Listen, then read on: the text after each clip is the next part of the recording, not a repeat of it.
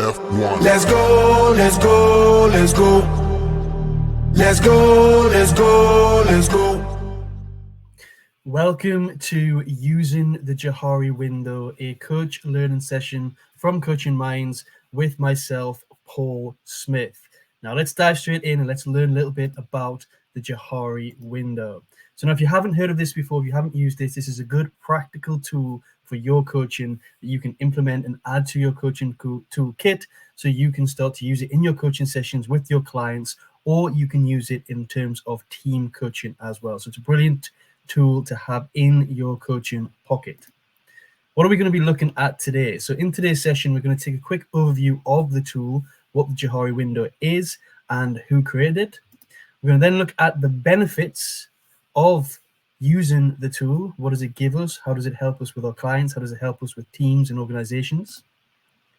We're then going to look at using the tool with clients. How do we use this tool to gain benefit and help our clients gain deeper self-discovery? And then we're going to look at using the tool in team coaching. So how do we actually use this tool in a team so they can gain benefit and increase their communication and collaboration together? Now let's take a look.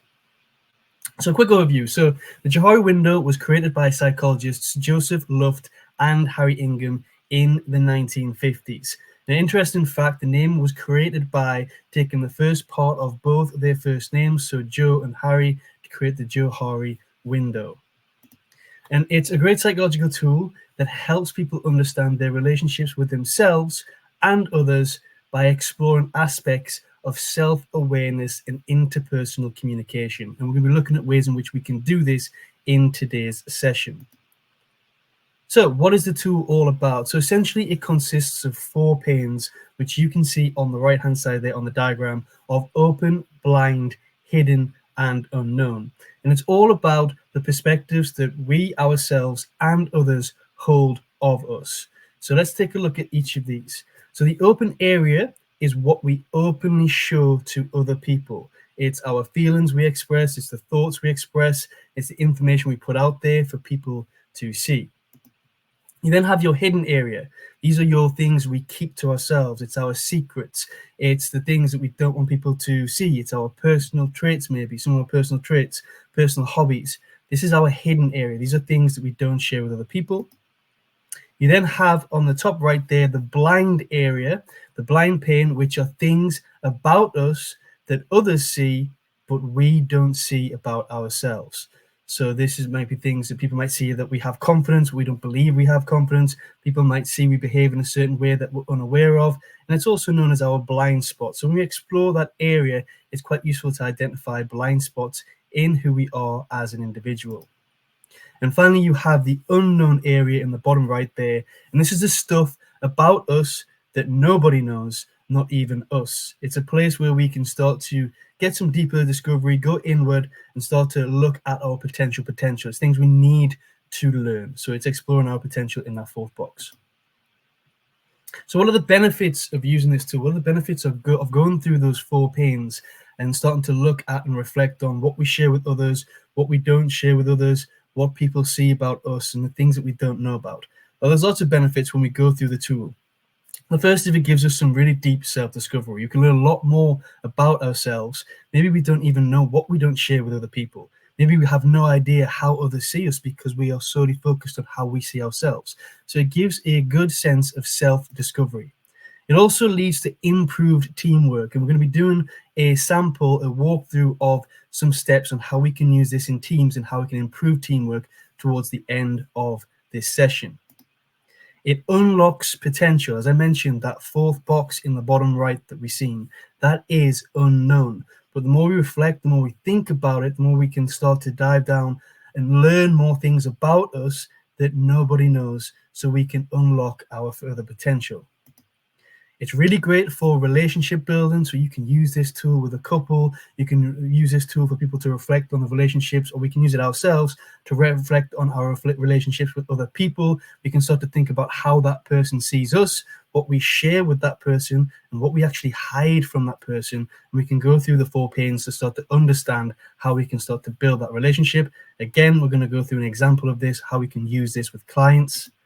And finally, it is absolutely great for leadership development. It's good for us as leaders to identify where our blind spots are, where the members of our team see us, how we don't see ourselves, and start to understand what potential we can start to unlock and how we can be more vulnerable and share more things with our team to build that leadership and build that team ethos. So those are the 5 benefits of using the Johari window: self-discovery, improved teamwork, unlocked potential, relationship building, and leadership development. Now, using the tool. So the first thing we're going to look at here is how we use the tool in coaching sessions. It's great to know that we have this tool, and as coaches, we can fall into the trap of, oh, this is really great, this is amazing. Let's just give it to a client. They can work through it without any purpose, without any structure, without any aim. So in the next part of this session, we're going to walk through how we can use this tool with our clients in our coaching sessions. Now, the first thing we're going to do is we're going to introduce this tool to our clients. We're going to explain a little bit about what the Johari window is. You can basically give an overview like I just have at the beginning of this session. We then ask and invite it into our coaching session. And if the client wants to go ahead and explore and learn more, then what we need to do is get a piece of paper and divide it into 4 sections. And then within these 4 sections, we need to add the titles: the arena, which is the open window that we've seen; the mask, which is the hidden, so the things that we talk about when we're hiding; the blind spot, which I mentioned earlier on, is what we don't see about ourselves but others do; and the potential, so the unknown, what nobody knows about us and how we can explore this. So we need to split the page into 4 and start to label them in each of them. We can ask the client to do this, or we can do this as the coach, and as we ask the questions, we can start to fill this in for the client, or the client can fill it in for themselves, depending on how they feel and how they want the session to go. Now, there's 3 things we need to keep in mind when using this tool. We need to use it with purpose. So when we're having our coaching sessions, we need to understand that maybe the client doesn't have a good relationship with their manager, with their partner, with somebody around them. Maybe they don't have a good relationship with themselves, and we've identified this. So maybe we've started to understand that they're not too sure how their leadership's going or some other area. We identify this in the coaching session, and then we decide to introduce the Johari window with purpose. So maybe it's to start to identify and build on the relationship with somebody else. Maybe it's to look at how a leader can improve their leadership. Maybe it's looking at how they can start to build the relationship with others or with themselves. So we need to use it with purpose. And I'm going to give you 2 scenarios with purpose in just a moment. The second thing is we then need to tailor our questions to that specific purpose. So it's not just a case of just remembering certain coaching questions we need to ask in each part of these, but we need to think about the questions that follow up on that is related to the purpose of using this tool. And then we need to reflect with the client on that specific purpose. So we need to use it in a nutshell, purposefully, with our clients, and not just a case of, this is a great tool that I've just learned, let's give it a go, let's see what we can get in terms of a self-discovery. So how do we use it purposefully? So I'm going to give you scenario 1. It's relationship building. So clients coming to you and they're having problems with their manager, or they're having problems with their partner. There's 2 ways we can look at this here. And their communication and the way that they feel like they're being perceived is not so great. They feel like they don't perceive themselves very well. All this information is being shared. You feel like a good tool to introduce here would be the Johari window. So 1, we can get a picture as a coach of how that client is currently perceiving themselves and how they believe other people are perceiving them. And 2, so they can get, more importantly, they can get that picture of how they see themselves and how that other person in the relationship might be seeing them. So how do we do this? So we introduce the tool, as I mentioned, we give them an overview, and then we look at questions such as this. So in the arena, we start to fill out what they openly share in that relationship. So if it's a romantic relationship or a relationship with a family member, then it's what do they openly share with that person? What is it that that person knows about them? What are they happy to share? What are they happy to give? What information are they sharing with that person?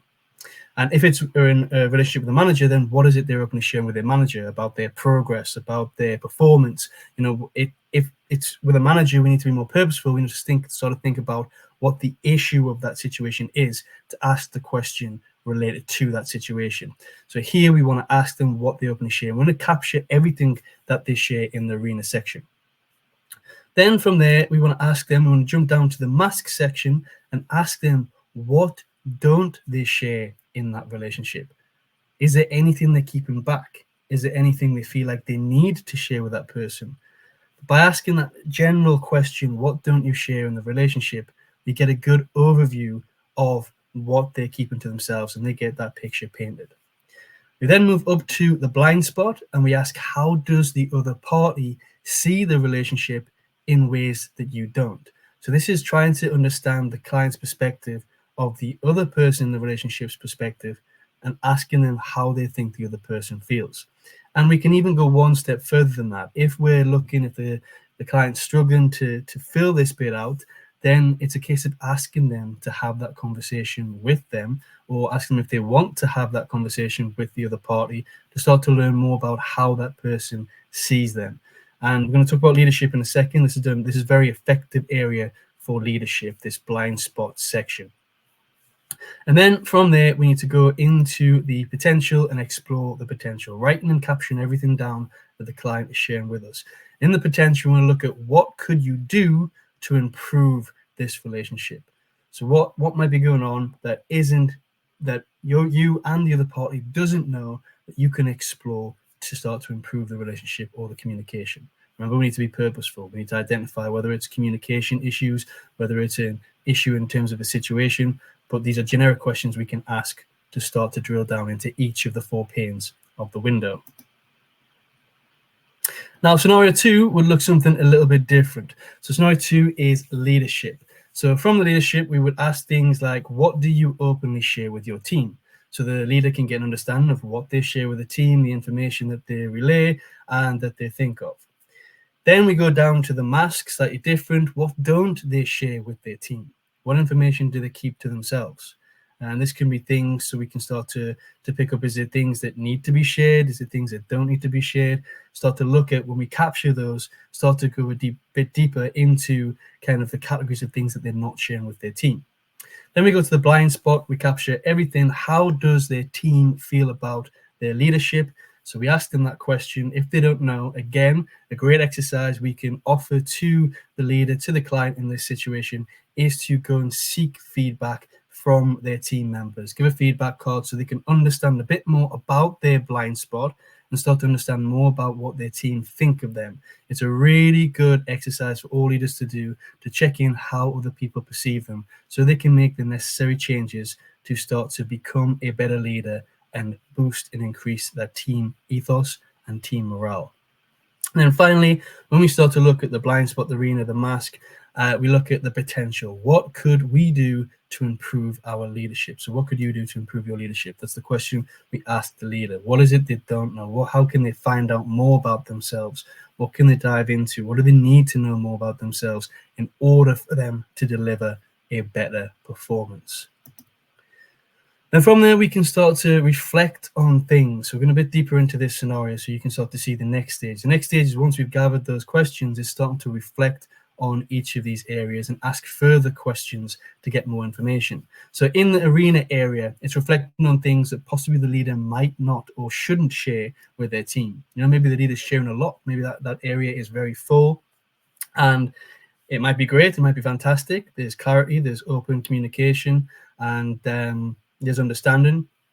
But sometimes maybe a leader is sharing a little bit too much and need to hold back. So it's reflecting and asking those questions to find out how happy the leader is with what they share and what they don't share. Moving down to the mask. How do we explore any vulnerabilities the leader may want to share with the team? Is there anything in this box that the leader isn't sharing with their team that they should share with the team, but they're not doing so out of maybe fear or holding back or judgment or perspective that they might be failing or something like that? So how do we start to explore and ask the leader those questions of what is it that they need to share in order to build that relationship, or what could they share to support and build their leadership connection and relationship with their team? We then go up to the blind spot. As I mentioned earlier on, explore ways in which the leader can seek feedback from their team and how they can then take action to improve their leadership and relationship with their team. And then finally, we go into the potential section here and we explore the potential actions to improve leadership potential. So when they start to do the feedback, when they start to get what they want to share with the mask, they might uncover new things that will fall into the action box, that would fall into the potential. So how do they grow the potential? And that essentially is how we start to walk people through, walk clients through, coaches through on a one-to-one basis when we're going through the Johari window. We work through the 4 areas: the arena, the mask, the blind spot potential. We capture everything that's being shared within that situation. Then we ask the client to reflect on that situation, to identify what should be shared, what shouldn't be shared, what isn't being shared that needs to be shared, what they learned, and how they can start to understand their blind spots and work on their blind spots, and how they can then pull that into further potential and how they can excel themselves into the unknown. Now we're going to take a look at how we can do this in a team coaching session. Now, team coaching sessions, if you can find a way to do this digitally, that's absolutely fantastic. I know there's a lot of hybrid working these days, but it is always best to deliver this in person. And remember, when you're team coaching, you are more of a facilitator who asks questions with a little bit of education there, rather than somebody who is involved in the situation or part of that team or group. You need to take yourself back if you want to get the most benefit and effect of using this tool in your team. So what I'm suggesting there is it's not really good for a leader to pick this up and work with this. It's best for the leader to be part of that exercise and have somebody else facilitate it. So what do we need when we're in that face-to-face position? We need Post-it notes, pens, an attribute list, and an A3 paper. Now, an attribute list is a list of about 50 different attributes that we can adopt as persons that identify our personality, the way in which we see ourselves, or the way in which other people can see us. You'll see some examples as we go through. We have a list here at Coaching Minds. If you want to get access to that list, stay until the end, and I'll show you where you can get that. But those are the 4 things that you need to deliver a useful team coaching exercise. So how do we do this differently with a team? So we need to split, first of all, we need to do the prep. We need to split the group or the team into groups of no more than 4. So the reason why is because we need to have a little bit of a deep discussion. We need to have a little bit of a communication, and there's a lot of work we need to do. So if you've got a big team of 12 or 16 or even 20, split them into groups of 4. 2s or 3s will also work. Do the maths to make it work out for the benefit of the session. 2, we need to create a space of psychological safety to be open and honest. And we can do this by asking the group what they need from themselves, what they need to bring to the session, what they want to achieve from the session, and what they need from others in order to enable them to get what they want from the session. So there's different tools you can use. If you're a coach or a trainer or a facilitator, then you probably already know of a number of different tools you can use for psychological safety. So create that, introduce that as an introduction exercise, so you can create a space where everybody's going to feel safe and they're going to be able to open up and be honest about the communication and what's being shared.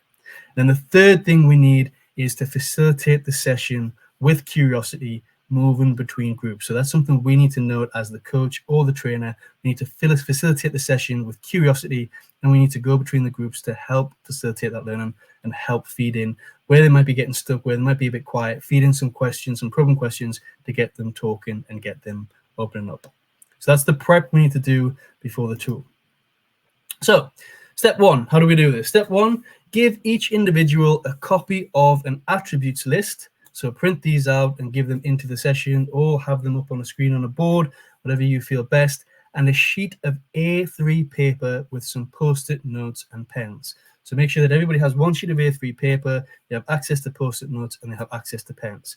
And you can see on the right-hand side there some examples of attributes. So given, confident, quiet, honest, witty, smart. You can go into joyful, you can go into intelligent, you can go into silly, you can go into punctual. There's lots of different attributes on there, but essentially they're going to get a list that looks like that.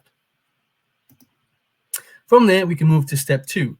And that is to ask members to divide their A3 sheet into the 4 sections, the 4 panes of the Johari window, and label the headings of the Johari window as such on the screen. So the arena, the blind spot, the mask, the potential. You can have this on a slide and ask them to divide the page like you have it. And then also the important thing is to attach their name to the top. So you can see I attach my name there, Paul Smith, to the top of my A3 piece of paper. And this is getting everybody set and ready for what we're going to jump into and using this tool in terms of team coaching. Step 3 is to explain to the group the significance of each window pane. So talk about what we're about to do, the Johari window, what it is, give them a bit overview as I have done at the beginning here, and explain the significance of each pane as I went through. So how the open is what you and others know about yourself, what you openly share. You have the hidden, which is the mask, explain the mask part of that, how it's what only you know and others don't know about you. Then the blind spot, what others know and think about you or perceive of you that you don't know about. So that falls in that one. And then finally, the unknown, the potential bracket, the part that nobody knows about us. So explain and walk them through that as step 3. Step 4 is to ask each individual to review the attributes list and select 10 that best define them. Ask them to write these on post-it notes and keep them private from the group. So it's very important that they keep it private from the group. So give them some time, 5 to 10 minutes or 10 to 15, just to review all the attributes that are on that list of paper and to select the 10 that they think best describe them. Once they've done that and you've given them time, then ask each individual to pass their A3 piece of paper to the left, and on receipt of another member's sheet, so they'll get somebody else's as they get shuffled on the left-hand side, ask each individual to review the attribute list again and select 10 that they believe reflects that individual on that piece of paper. So for example, I passed mine on to Joyce. Joyce has it on the left-hand side. I've picked up Phil's paper. Joyce will be looking at 10 attributes that she thinks reflects me. And at the same time, I will be looking at 10 attributes that I think reflect Phil.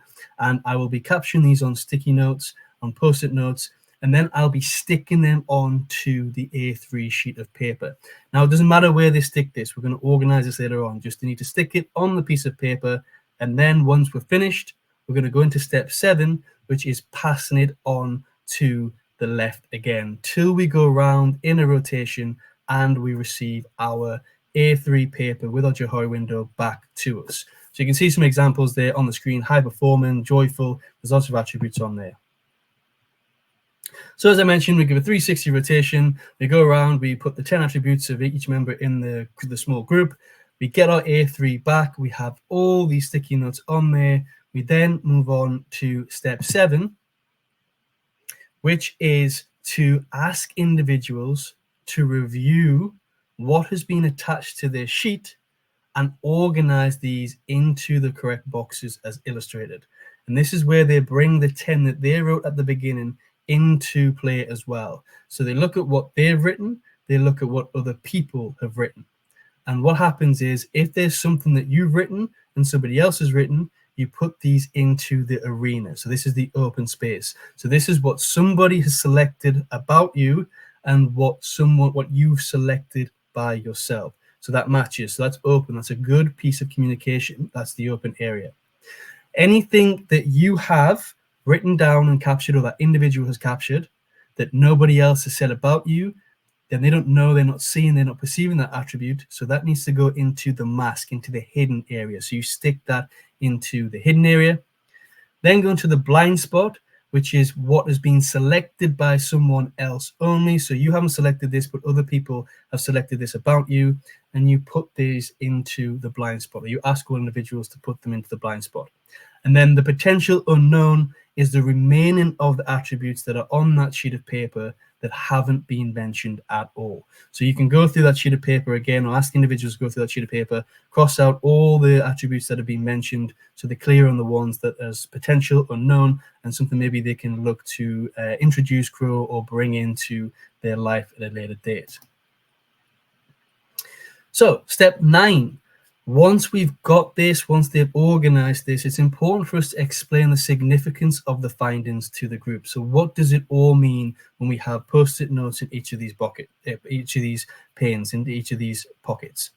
So open, this shows where perceptions match. So the way in which we see ourselves and the way in which others see us match perfectly. And this is something we need to keep up. That is a good communication match. It's a good perception match. In the blind section, this shows us our blind spots and creates an opportunity for the other people to communicate with us and for us to understand what we might not be perceiving about ourselves. So it opens a good line of communication for a conversation. In the hidden box, all the sticky notes that are in there shows that what is not being seen by the team or by other people, and it creates an opportunity for us to reflect and understand how we can communicate these attributes better.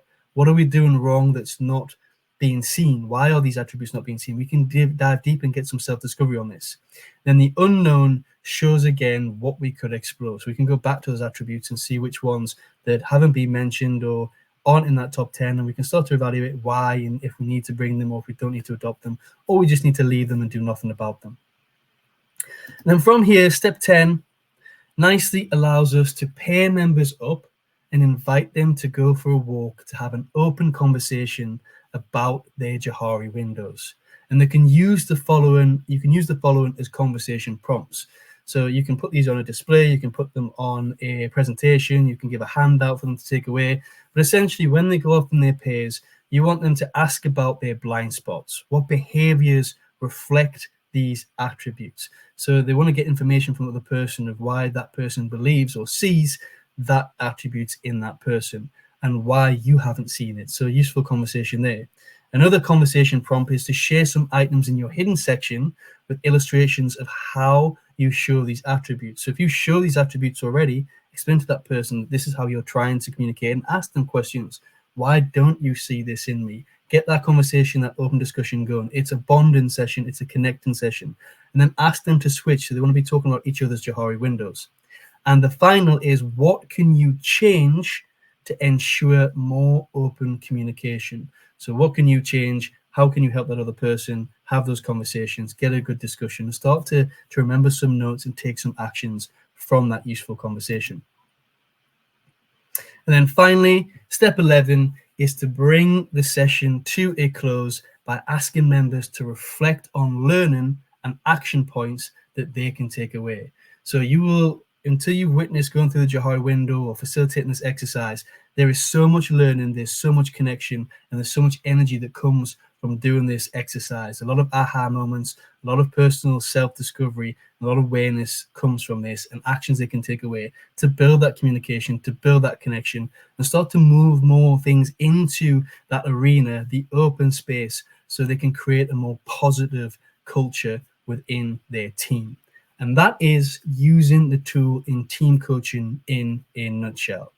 So what have we looked at in this short session? We've looked at what the Johari window is, just a brief overview, how it works, where it came from. We looked at a few examples of how we can use this with coaching clients one-to-one, the benefits of doing so. And then we also looked at how we can facilitate a team group coaching session using post-it notes, A3 papers, and bringing a team together for some open and honest discussions about the perceptions of each other. I'd like to say a huge thank you. If you found this video useful and you want to learn more, you want to learn, connect, and grow, I invite you to join us at hub.coachingminds.co.uk, where we launch one of these videos every week. It's completely free as part of our mission and our pledge of social impact and responsibility to really help coaches develop so they can make more of an impact to their clients. So you can join there, not to miss a session. You can scan the QR code if you're watching this on your laptop and you want quick, easy access. There's a lot of other things in there you can get involved with. It's free, and I invite you to join us. I hope you've enjoyed this session. Thank you for watching. Have a wonderful day, evening, wherever you are in the world right now, and I'll see you in our next session. Thanks.